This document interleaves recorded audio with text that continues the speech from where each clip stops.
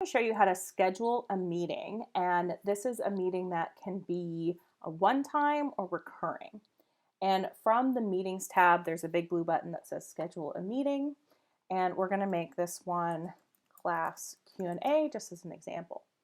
Now, if you are going to be teaching a lot on Zoom or you're going to be having a lot of meetings, I really recommend doing a description that tells people either what class or section this is for, if attendance is mandatory, and even what they need to bring, because when they come to get to this link, that's a good time to remind them.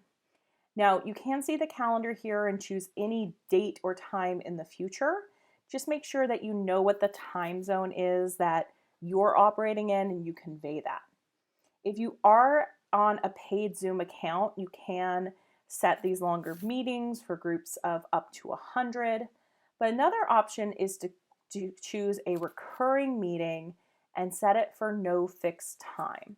So if you have an online team that needs to get together or you're going to have a daily check-in, set it as a recurring meeting because it's going to be the same meeting ID each time and people won't have to go search for that ID. Now, you can require meeting passwords, which is good if you need to have like a VIP meeting or something. But if you do have a meeting that's at a fixed time, then you could require registration. And what required registration means is that I have to go to the page, put in my name and email, and get emailed a unique link. And that gets me into the meeting. But this is the trick: if it's a recurring meeting and there's no fixed time, there's no registration. So the next section you want to pay attention to is video. I always turn the host video on, and I also will turn participant videos on because sometimes Zoom is tricky. If you say participant videos off, you can't change your mind once the meeting has started. Make sure that you can use both telephone and computer audio. If somebody's on dial-up or just not great internet access, they may not be able to get on. So if you give audio instructions, they'll be able to dial in from their phone. Now, this is kind of the interesting section around options. If you enable join before host and you have a class of 15 people, they could all jump on and be having a call without you. So I don't enable that.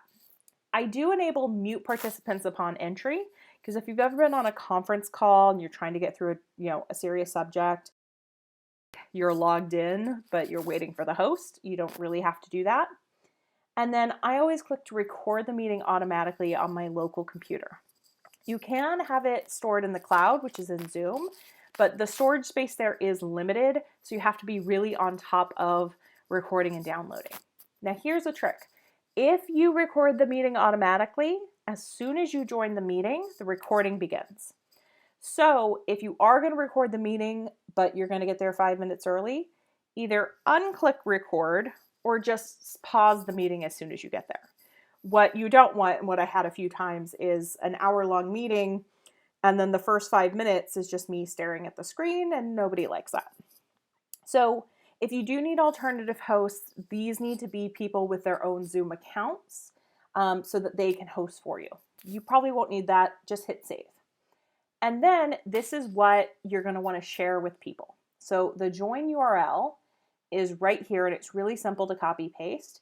If you copy the invitation, it will copy like 4 paragraphs of information, including all the dial-in details.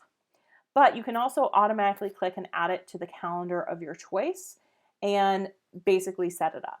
Now, if you're going to be doing this for an organization, let's say you're the admin, you've got 8 teachers, you can just save this meeting as a template and then work and create meetings for each of your teachers off that template, not have to remember all those settings.